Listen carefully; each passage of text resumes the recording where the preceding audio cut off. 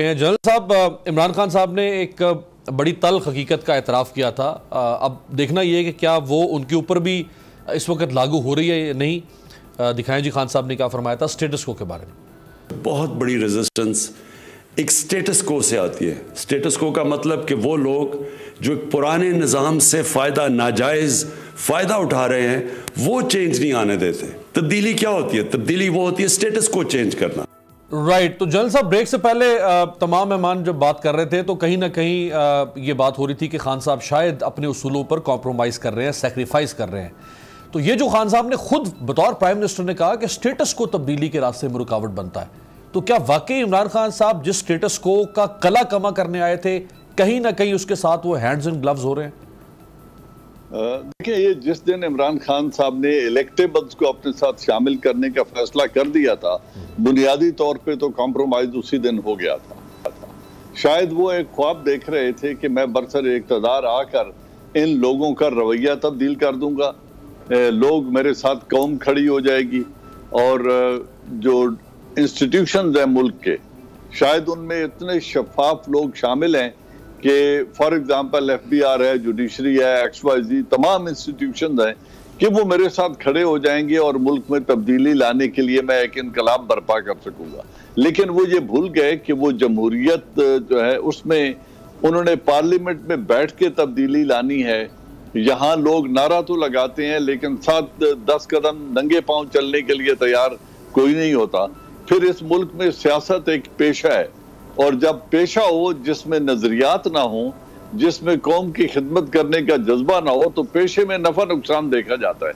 हमारे इलेक्टेबल्स ने over a period of time अपनी अपनी कॉन्स्टिट्यूएंसीज को इस तरह सिस्टमेटिकली अपना महकूम बना लिया है कि लोगों के घरों की बिजली, लोगों के रोजगार, उनकी थाना कचहरी, ये तमाम चीजें उसी इलेक्टेबल के जरिए मूव करती हैं और अदारे भी उन्हीं का एहतराम करते हुए लोगों को रिलीफ देते हैं। अब जब ये आवे का आबा ही इस तरह बिगड़ा हुआ है तो इसमें यह सोचना कि मैं इलेक्टेबल्स को साथ में लाऊं, मेजॉरिटी लेके इक़्तिदार में आ जाऊं, लेकिन उन्हीं इलेक्टेबल्स का मैं रवैया चेंज कर दूंगा, तो ये एक ख्वाब था जिसकी ताबीर उनको मिलने वाली नहीं है। हाँ, उन्होंने कुछ अच्छे काम किए हैं जो बहुत बेहतरी की तरफ हम गए हैं।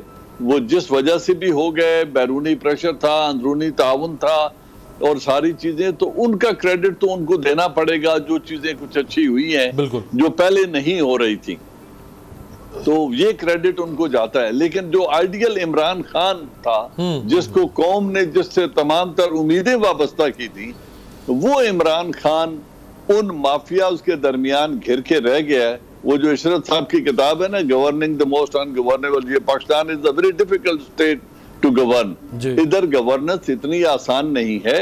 इधर आपको ये, मैं नाराज ना हूं तो हामिद खान साहब का तबका सांस नहीं लेने देता। जुडिशरी अपने तरीके से चलती है और उनके अंदर जो जो कुछ हो रहा है वो सारी कौम को पता है। मेरे अदारे का एक बहुत भारी इन्फ्लुएंस है और वो भी है। फिर जो इलेक्टेबल्स हैं उनके अपने जाती मफाद और वो जो करोड़ों रुपए लगा के इलेक्शन लड़के आते हैं वो वापस जाके उसका रिटर्न मांगते हैं। ये जो सर आपने इलेक्टेबल्स वाली बात कही ना, ये आपसे पहले बिल्कुल मिनवन ये बात एजाजुल हक साहब ने कही। मैं एजाज साहब यही बात आपसे पूछना चाहूंगा कि मेरे इलाके, एक सवाल सिर्फ, मेरे इलाके से जो तलगंग है, चकवाल का तहसील है, वहां से परवेज इलाही साहब जाके इलेक्शन लड़े। सही है। और वो इलेक्शन जीत गए। फिर उन्होंने वो सीट छोड़ दी और अपने भतीजे को, चौधरी शुजात के बेटे को वहां से लड़ाया है, जिनको वहां की न गली पता है न रास्ता पता है। अब वहां भी जाके अगर ये इलेक्शन जीत जाते हैं तो फिर आप ये देख लें कि पैसे का इलेक्शन में कितना रोल है और अदारों का कितना रोल है। ये जो इंस्टीट्यूशन जो राइट एंड लेफ्ट बैठे हैं, देखिए वहां हमारे मुल्क में वोटर बड़ा मजबूर होके वोट देता है और वो बड़े कैप्टिव किस्म का वोटर है जिसको वोट डालना ही पड़ता है, उसके पास और ऑप्शन नहीं होती। बिल्कुल सही। तो ये जब तक निजाम तब्दील नहीं होगा, और मैं नहीं समझता कि पार्लियामेंटेरियन कोई भी इस निजाम को तब्दील करने की ख्वाहिश रखता है। ये 99% नहीं रखते, वो मेंटेन रखना चाहते हैं। एजाज साहब, फिर इमरान खान साहब से मिसकैलकुलेशन हुई, यानी उन्होंने सोचा ये था कि मैं बगैर इलेक्टेबल्स के तो आ नहीं सकता क्योंकि 2013 में वो नहीं आ सके, इलेक्टेबल्स के जरिए से मैं आ जाऊंगा, उसके बाद फिर मैं इलेक्टेबल्स को सीधा कर दूंगा और सब कुछ गुडी गुडी हो जाएगा। तो ये तो सारा एक रिवर्स प्रोसेस हो गया। देखें, इसका मैं एक आपको एग्जांपल देता हूँ। शहबाज शरीफ साहब चीफ मिनिस्टर थे जी, मैं उनसे मिलने गया हुआ था किसी काम के सिलसिले में। तो बाहर निकला तो गुजरांवाला के सारे MP MNA बैठे थे। तो मुझे देख के एकदम उन्होंने कहा भाई ये बड़ा टाइम अंदर लगा कर आया है। तो मैं कहा भाई कैसे आए हो? कहते जी अपना SP को चेंज करवाना है और हम सारे इकट्ठे आए जी, असी करा के जावांगे। वो जब अंदर गए तो उन्होंने अपनी पूरी रुदास सुनाई कि जी ये बात नहीं सुनता। TPO था जो भी, शिकायत उसकी लगा दी, शिकायतें लगा दी। शहबाज शरीफ ने सिर्फ एक सवाल किया उनसे, उन्होंने कहा भाई बात यह है कि तुम किसके टिकट पे जीत कर आए? उन्होंने कहा जी आपके टिकट पे जीत के आए हैं। उन्होंने कहा तुम अपने जोर पे जीत सकते हो? उन्होंने कहा जी नहीं जीत सकते। उन्होंने कहा जाओ पहले इलेक्शन लड़ो, जीत के आओ, फिर ये तब्दीली करें। सही है। तो बात यह है कि जब DPOs की और DCOs की सियासत होगी और जब आप वहाँ पर आप कॉम्प्रोमाइज़ कर लेंगे तो फिर उसके बाद आप चला ही नहीं सकते निज़ाम को, क्योंकि मेरिट पे कोई काम होगा ही नहीं। आपके बैठे हुए MP MNA बैठे हुए हैं। हमारे मतलब इलाके में ये हो चुका है कि DCO जो कि बड़ा सख्त था और बड़ा मेरिट पे काम करता था, उसको ना सिर्फ सूबे से मतलब ज़िले से निकाला, सूबा बदर कर दिया। अब वो 2 साल की जद्दोजहद के बाद वापस पहुंचा है, अब पता नहीं कहाँ लगेगा कहाँ नहीं लगेगा। तो ये है कॉम्प्रोमाइज़ जो नहीं होने चाहिए।